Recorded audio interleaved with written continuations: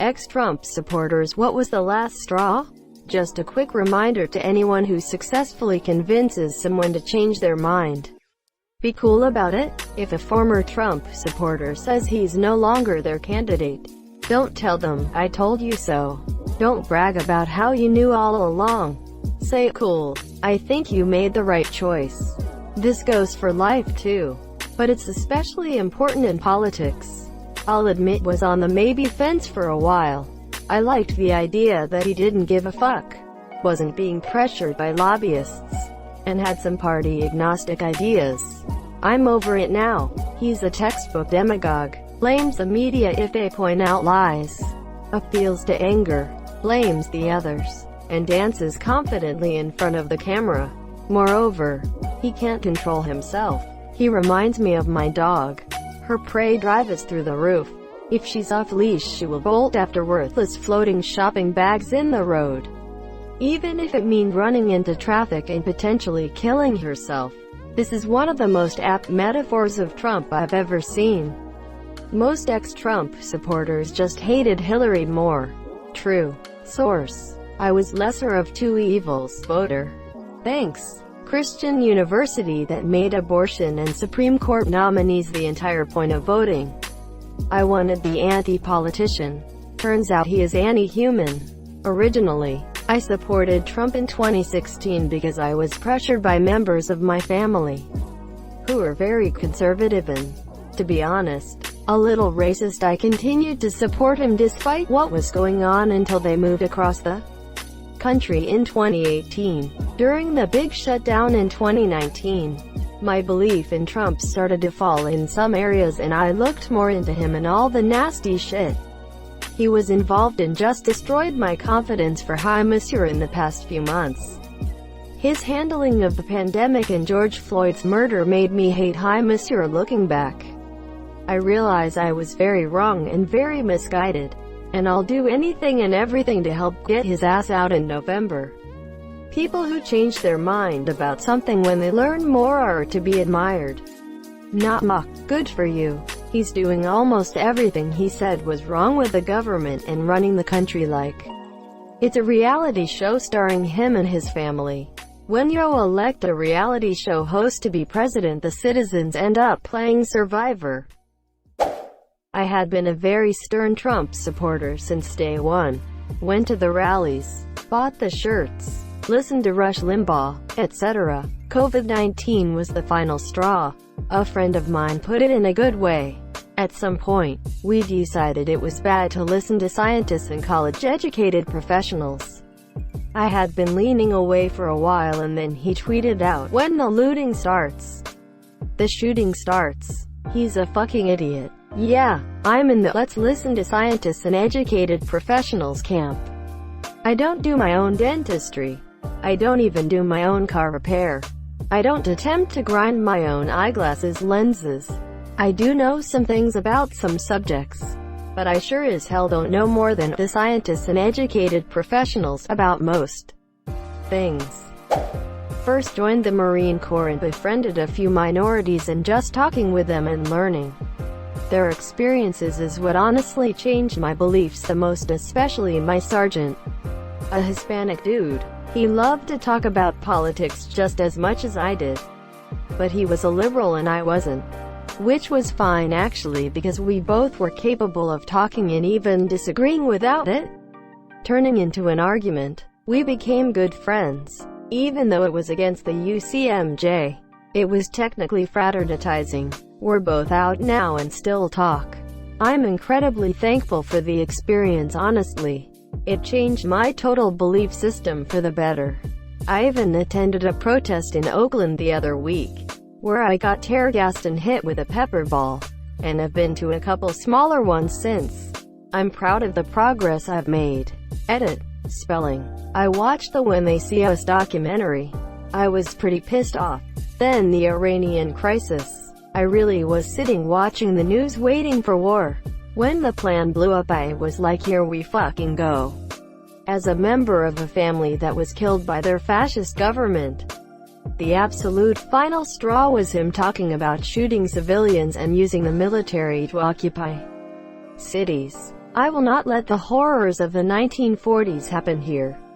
My grandmother sacrificed a lot to come here. Hell no. A friend of mine voted for Hi Monsieur. I argued with him all the time about it and he never really had any explanation for it, except one time he said, I like him because he just doesn't care, like, he's the fucking POTUS, are you kidding me? But he dropped his support after Puerto Rico. He said that was the last straw, seeing him throw paper towels into the crowd like he was playing basketball, cause it showed he obviously didn't care about anyone else at all. I like him because he doesn't care. President demonstrates he doesn't care. Who could have foreseen this? Quote, our leopards ate my face. I wouldn't say there was a last straw necessarily. I voted for Trump in 2016 and almost immediately regretted it. I am sorry. It was the lesser of two evils. Or so I thought. And I expected him to take on the presidential role with a bit more professionalism and was very, very wrong. I will absolutely not be voting for Trump in 2020, and that was well before his horrendous handling of the George Floyd protests. My Christian grandparents totally did a 180 on their support for him very recently after he had that photo op while holding the Bible after tear-gassing protesters. My grandfather told me that if Jesus were in D.C. that day he would have been standing with the peaceful protesters and not with Hi Monsieur. Yes. Oh my God, yes. I've been repeating this over and over and over. Jesus would have been leading peaceful protests. He said, love thy neighbor. He didn't say, love thy neighbor as long as they are the same skin color, cisgendered, and straight. He said, love thy neighbor. Full fucking stop. Had first supported Trump from the idea that it was kind of satirical he was being placed into such a serious position of power. So really, my support came from seeing how far such mockery America was willing to keep allowing. Well, when someone seriously challenged my thinking about my support for Trump, I had absolutely nothing to say other than, well, it's just funny. I knew I didn't actually support him when presented with the reality of what he was doing as president. I realized then it was time to grow up and really formulate serious opinions about issues in the world. Still feel like a fool. It was a very rough ride on the Trump train, but the final straw was the agriculture export tariff he put on our goods going to China. We sell our summer wheat to the Monsieur. Our buyers went to Russia. 4 silos rotted. Tilde 3 million United States dollars. Edit. Oh, also forgot this. The China export tariff as well. Cost of friend's business some 28 million in fabrication dealings. They just bought all new tooling to ramp up production. Had to lay off some 100 people they hired to operate the new section. Oh, the tariffs. Wish I could find a clip of him saying that his knowledge of tariffs are perfect. Sorry that happened to you and your friend. Agriculture should never be used as a bargaining chip. Emo. This is serious and not trying to be too mean. But why did it take his actions affecting you directly before you changed your mind? Did you not follow along close enough to see how he was hurting others? Or was it more of a don't care, not me thing? I'm not the op, but I would assume that for this person, that they were already not very happy with Trump. But after Trump screwed the agriculture industry over, one of the very industries he swore to revitalize, op finally became disillusioned. I think that it is a case of not me, don't care. But that's not to say that's a terrible thing altogether. Many people on this planet tend to not care about certain issues until it affects them or someone close to them. Monsieur, it's a good first step to actually realize the severity of the situation, as opposed to continuing to turn a blind eye to it.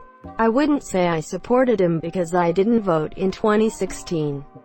I didn't like my options. Already learned my lesson. No need for a lecture. When he was elected, I thought maybe he wouldn't be too bad. And honestly didn't give a shit about who the president was because it never seemed to make a difference in my life. But my last straw was his bizarre comments and rants about wind turbines. and his overall anti-environment stance. Of course, his handling of the pandemic and George Floyd protests have fueled a hatred for him that I didn't know I was capable of having for a politician. All I can do to get rid of him is vote, and I'm making damn sure I do it this time. Fuck hi monsieur. I didn't vote for him, but after he won I was like, give him a break. Maybe he will accomplish things as he is a businessman. After a couple years, he showed his toxic personality loud and clear. Anti-immigration, anti-environment, anti-science, anti-everything policies were, and are, the last straws. There are many decent people among his supporters, but he is just the worst.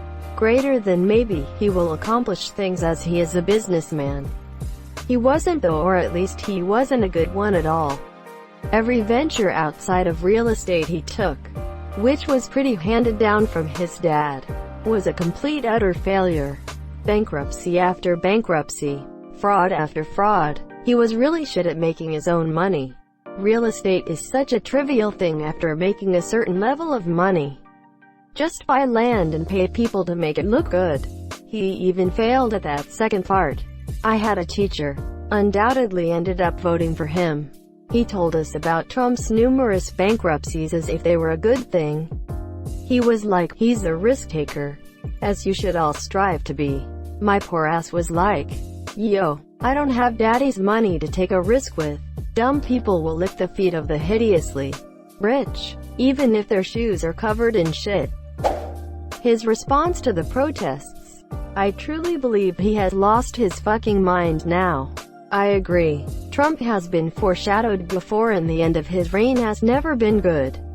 I believe he will not leave his place as president silently, and will do everything in his power to disrupt and fight back against the public. He blames every problem on everyone, everything else. Remember when the buck stops here?